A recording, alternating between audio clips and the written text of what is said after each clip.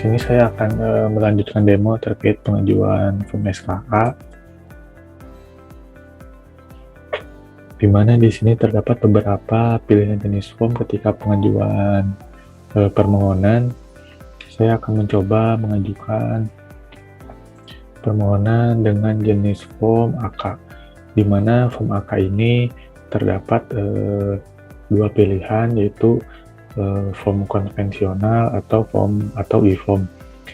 Untuk e-form ini dilihat berdasarkan negara tujuan.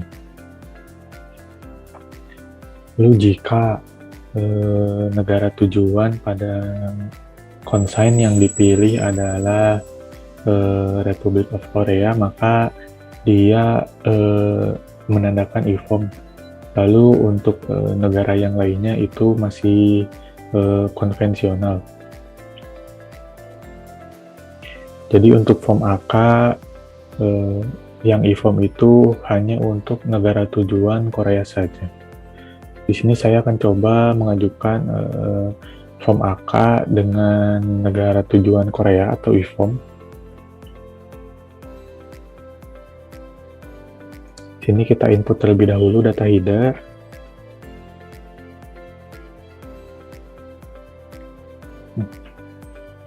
Di sini saya akan pilih Korea yang menandakan bahwa form AK ini yaitu e-form. Namun jika pilihan negaranya selain Korea itu menandakan bahwa form itu form konvensional atau wajib mengisikan serial blanko. Namun jika negara yang dipilih itu Korea, maka tidak diwajibkan mengisi serial blanko atau e-form, atau form itu menandakan e-form.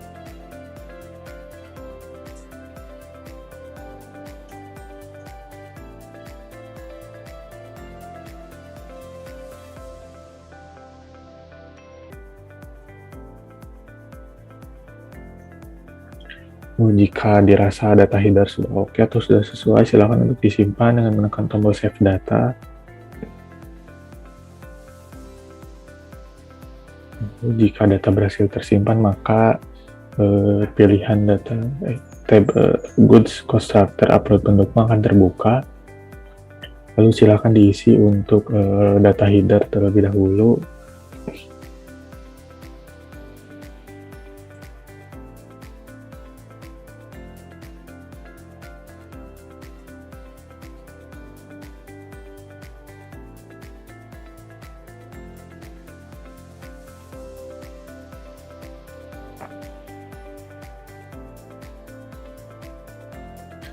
Di sini terdapat beberapa inputan yang memang wajib diisi ataupun tidak. Maka untuk yang tidak wajib diisi silahkan disesuaikan dengan kebutuhan dari eksportir tersendiri.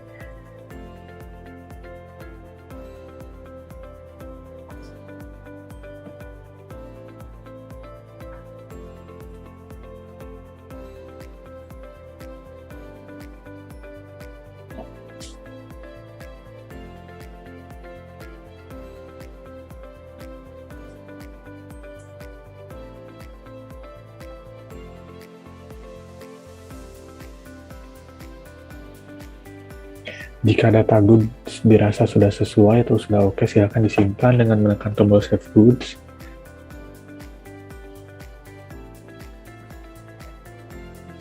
Setelah data goods berhasil tersimpan, maka akan muncul pada tabel good list. Lalu bagaimana cara melakukan editing atau merubah data goods yang sudah tersimpan? Di sini terdapat dua icon pada kolom option, di mana icon-icon ini digunakan untuk melakukan edit data goods yang sudah ditambahkan maupun melakukan penghapusan pada data goods yang sudah ditambahkan.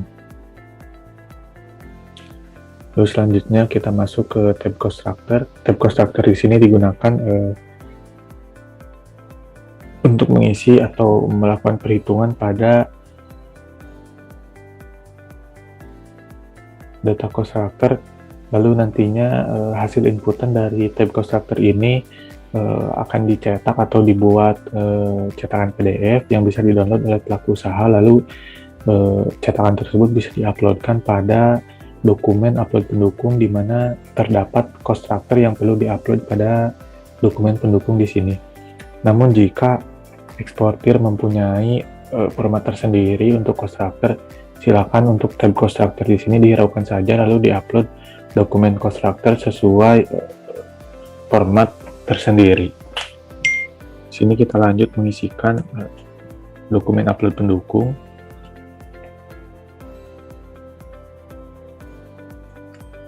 Sama seperti form yang lainnya, untuk dokumen pendukung pada form,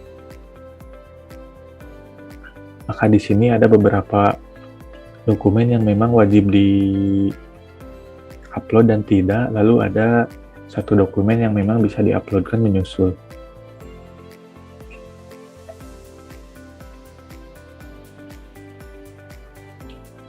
Di sini ada dokumen BL yang bisa diupload menyusul dalam waktu maksimal 10 hari kerja setelah permohonan diterbitkan.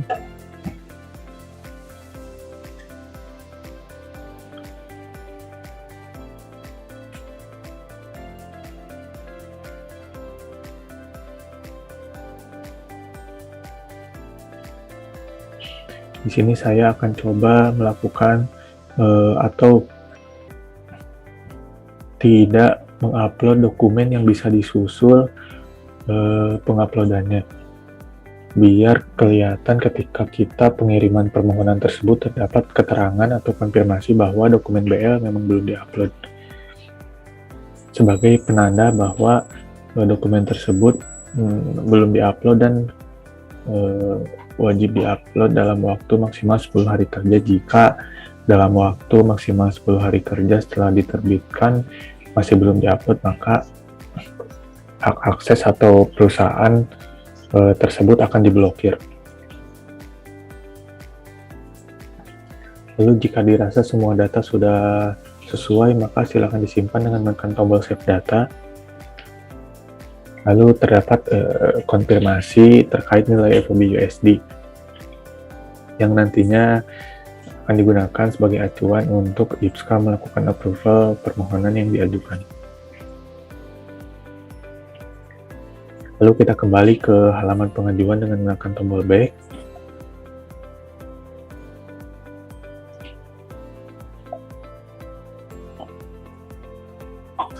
Di sini terdapat satu data permohonan dengan jenis form AK yang barusan kita input. Lalu untuk melihat detail data dari pengajuan permohonan ini bisa diklik pada baris permohonan. Di sini terdapat detail dari data profil beserta data goods. Lalu bagaimana cara melakukan editing atau melakukan perubahan pada permohonan yang akan diajukan. Di sini terdapat icon edit permohonan pada kolom aksi yang bisa digunakan untuk melakukan editing atau mengubah data sebelum data permohonan tersebut dikirim ke IPSCA atau diajukan. Lalu jika dirasa data sudah sesuai atau sudah oke, maka silakan eksportir untuk melihat pencetakan terlebih dahulu, yang nantinya hasil cetakan ini sebagai output terakhir dari pengajuan form AK. Ya, dari cetakan tersebut bisa dicek oleh eksportir apakah ada data yang memang belum sesuai atau tidak.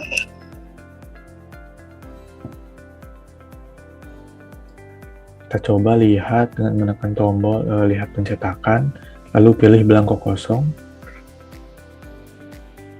Di sini akan muncul cetakan atau output terakhir dari pengajuan form AK, di mana yang nantinya akan digunakan oleh eksportir.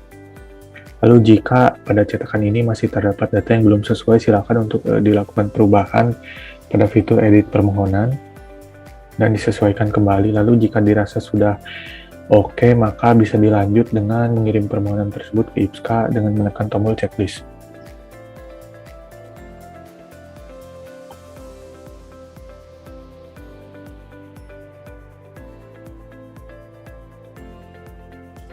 Kita coba kirim data permohonan tersebut ke IPSCA. Nah, di sini terdapat konfirmasi terkait dokumen BL yang tadi kita belum upload atau yang akan kita upload menyusul dalam waktu 10 hari setelah diterbitkan permohonan yang diajukan. Lalu ketika dilanjut akan muncul konfirmasi terkait nilai FOB USD. Setelah dilanjut lagi, terdapat konfirmasi data terkait SK elektronik untuk form A dengan negara tujuan Korea, dan beberapa data lainnya terkait data goods dan lain-lain. Untuk form AK di sini terdapat atau e-form. Di sini terdapat pilihan dengan menginputkan serial blanko atau memilih checklist sebagai penanda bahwa form yang diajukan itu e-form. Lalu kita checklist. Lalu jika checklist dipilih, maka untuk inputan serial blanko akan disable karena tidak wajib di-input. Kita kirim ke IPSCA.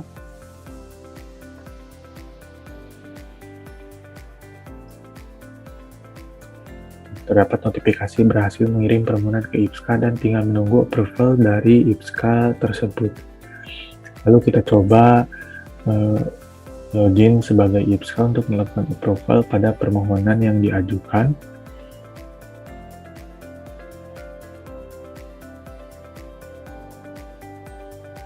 Untuk approval permohonan dari sisi IPSCA terdapat pada menu permohonan SKA, daftar permohonan SKA. Di sini terdapat satu data dengan jenis form AK yang baru saja kita kirim atau kita ajukan dengan ditandai baris berwarna hijau yang menandakan bahwa form yang diajukan tersebut adalah e-form. Lalu untuk melihat detail datanya bisa diklik pada baris permohonan. Lalu jika data sudah sesuai,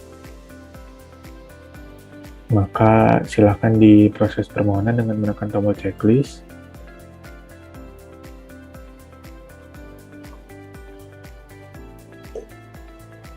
Permohonan berhasil diterima dan langkah selanjutnya yaitu pemeriksaan dokumen pada permohonan yang diajukan.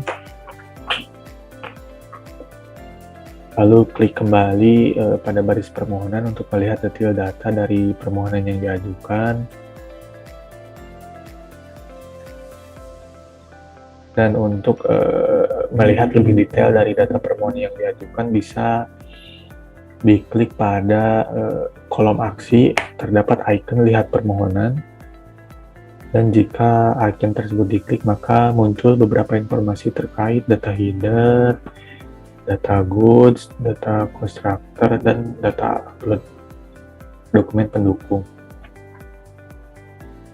Lalu jika dirasa data sudah sesuai atau sudah oke, maka IPSCA bisa menyetujui dengan menekan tombol persetujuan, dan jika dirasa masih ada data yang memang belum sesuai atau harus ditolak, silakan diklik button penolakan lalu isi keterangan sesuai penolakan tersebut. Sini kita coba setujui dengan menekan tombol persetujuan. Lalu terdapat konfirmasi terkait nilai FOB USD.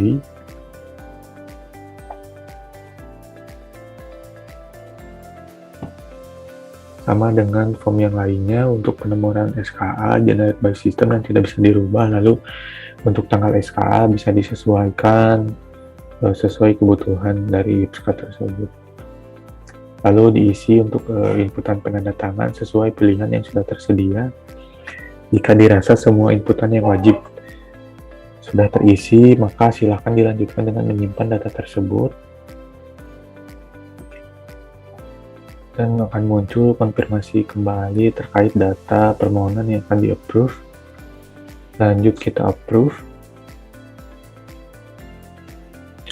Lalu data berhasil disetujui dan langkah selanjutnya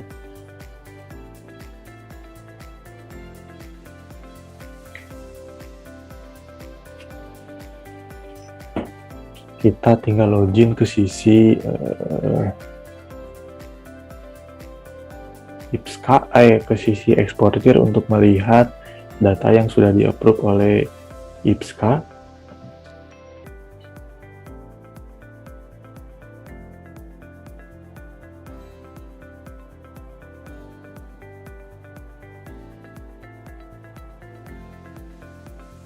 Untuk melihat data yang sudah di-approve oleh IPSKA terdapat pada menu tracking SKA.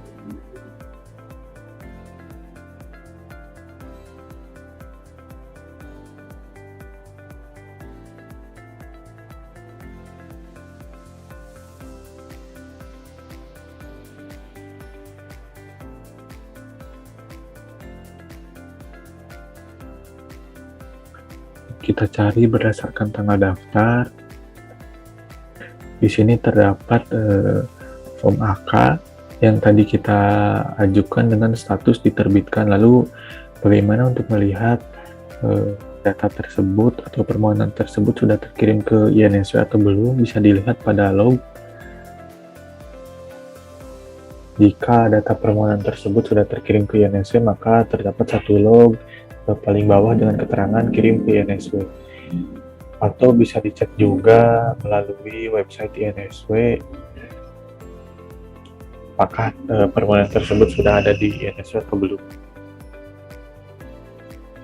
Lalu bisa dicek kembali untuk datanya dengan klik pada baris permohonan, atau bisa dilihat pencetakannya dengan menekan icon lihat pencetakan pada kolom aksi. Lalu pilih belangko kosong. Cetakan ini yang nantinya akan digunakan oleh eksportir sebagai output terakhir dari pengajuan form AK.